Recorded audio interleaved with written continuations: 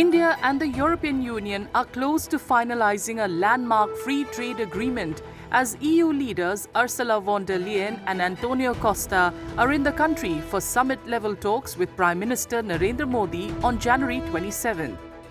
Once it is concluded, this will be the largest trade deal India has signed to date, covering commerce with the 27-nation European Union, one of India's biggest export destinations.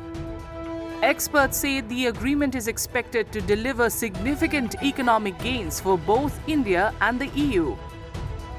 I think that India-EU FTA is just not a trade negotiation. It's a strategic reset in how worlds to rule-based and large economies choose to work together. For India, it's a entry into a global value chain in very advanced economy, and for EU, it's entry into a market which has a scale, which has stability. India-EU FTA, especially for India, is extremely critical and very, very important as India is going to enter into around $22 trillion economy with the 27 nations. At the same time, EU is also having a large market with 1.4 billion people.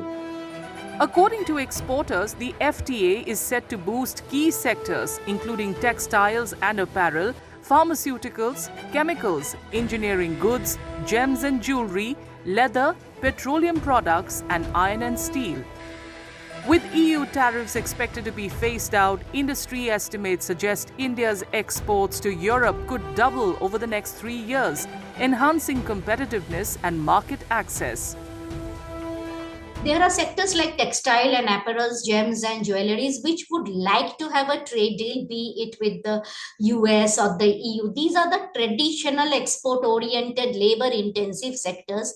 And these sectors are suffering a lot because of the problems in the US. So, the sectors that will be really gaining are the labor-intensive, export-oriented sectors like textile and apparels, gems and jewelries, leather and leather products. Of course, we would like to have more market access in pharmaceuticals, in electronics.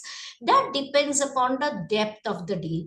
In many cases, we can become a manufacturing hub for the European Union companies which are trying to de-risk from China. And that is a big thing that we need to also think through. Both EU Commission President Ursula von der Leyen and India's Commerce and Industry Minister Piyush Goyal have described the India-EU FTA as the mother of all deals, calling it a win-win for both sides.